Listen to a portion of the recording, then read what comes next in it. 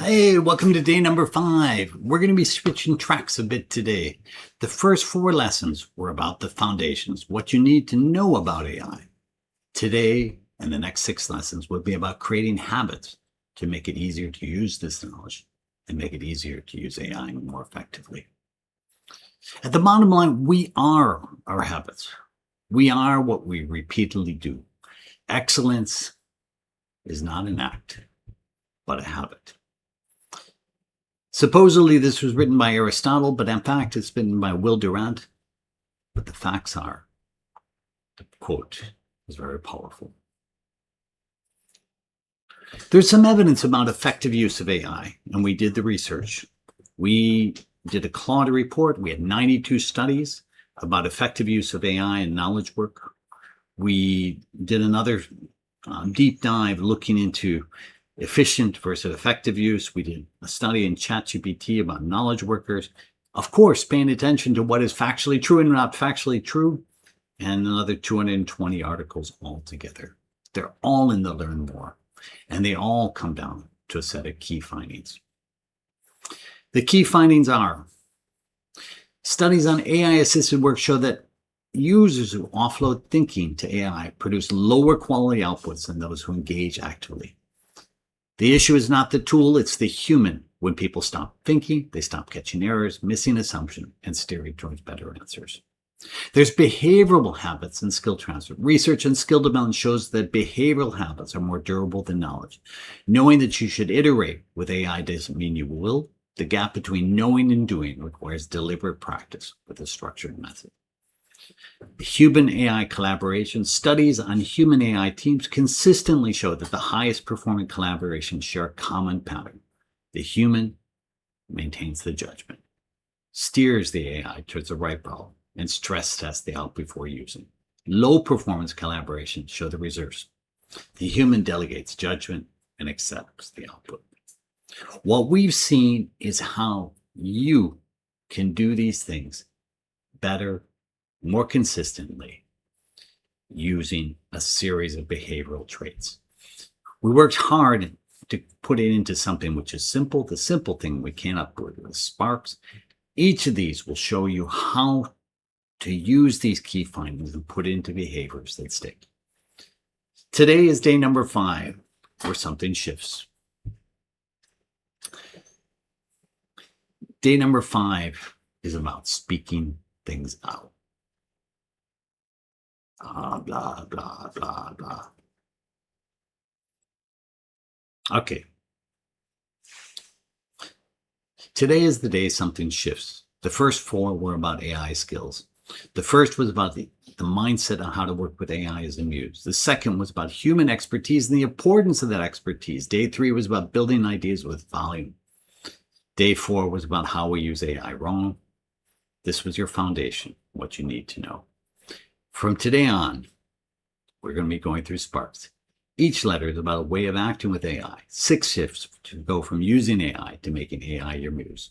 They've been validated by research on what is effective use of AI. Today, the letter S, speaking things out. The idea is there in your head. You can feel it, but the moment you try to write it, it flattens out. You edit the sentence, you go back and forth, you start again. It's not a creativity problem. It's a modality problem.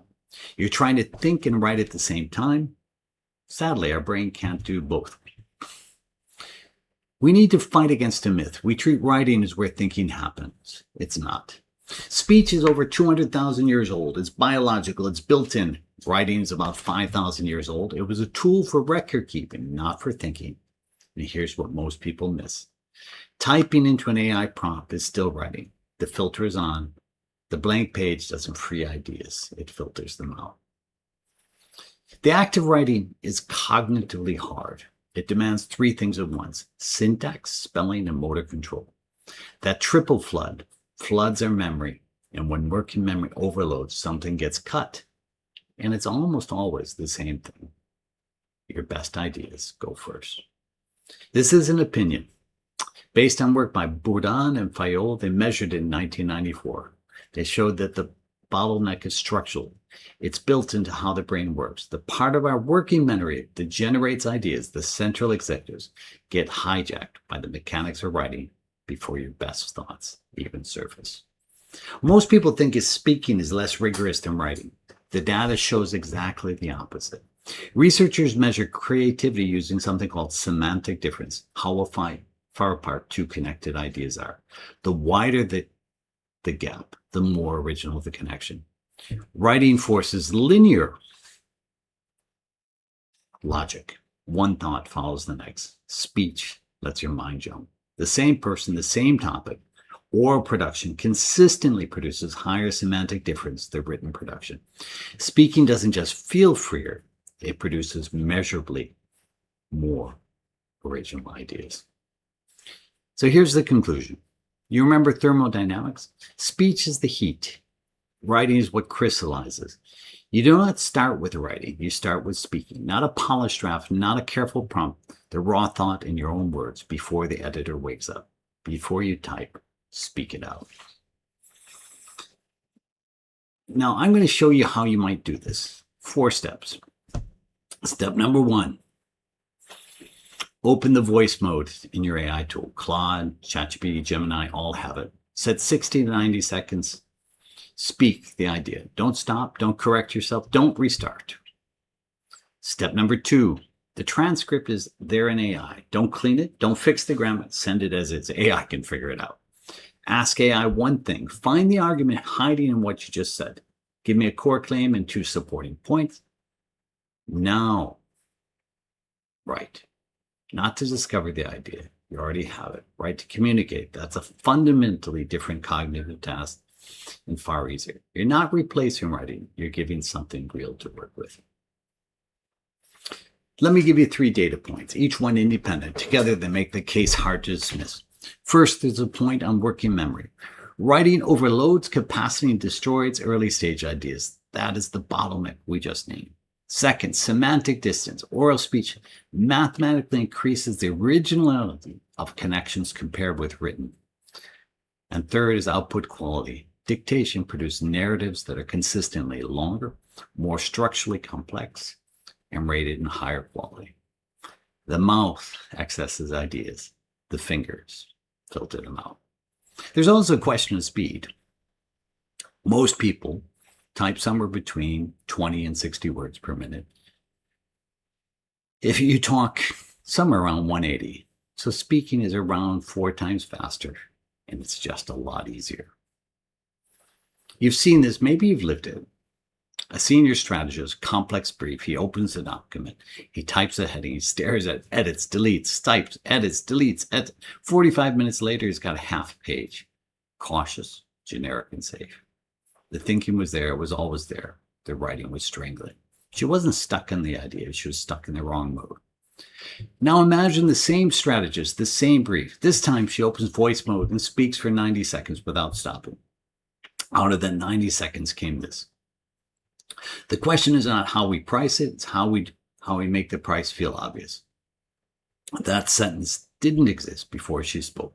She pasted the raw transcript into AI, structured brief in minutes. 90 seconds of speaking produced what 45 minutes of typing could not. Look at what actually happens. The same brain, the same brief. Working memory, overloaded versus free.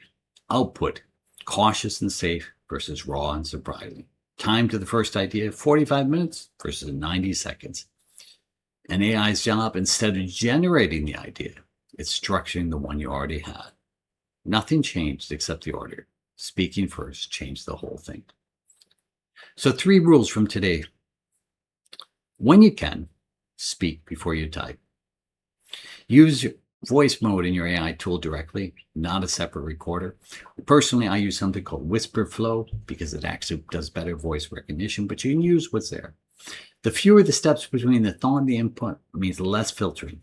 AI structures, you think. That's the division of labor. It's the whole system. S is not a speaking exercise. It's thinking with freedom. So one thing to take from today's class, say it before you write it. Your mouth knows things your fingers filter out. As always, there's some learn more research on the effective use of AI, Rambler, how supporting writing with speech gets things better, and speaking versus writing. If you want the evidence on effective AI use, we did the research. It's available. You can pick it up. Today, we have an advanced course, which is called True North. It is the one advanced course that I would really recommend you follow. It does make everything fit better and easier. It's a fast way to get any team aligned.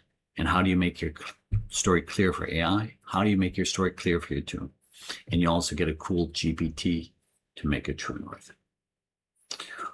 What do we want you to do today? Quite simple. We want you to speak it out and see how AI can help you at your work. Step number 1, pick something you'd like help with. Give yourself a few minutes to think before moving on to step number 2. Step number 2, open your AI tool, switch to voice mode, press the microphone, speak for 60 to 90 seconds. Don't stop, don't edit, don't do anything, don't correct yourself, don't clean up the transcript. 3 is review it. Use the prompt below or something similar to let AI figure out what you were trying to say. You'll be amazed at the results.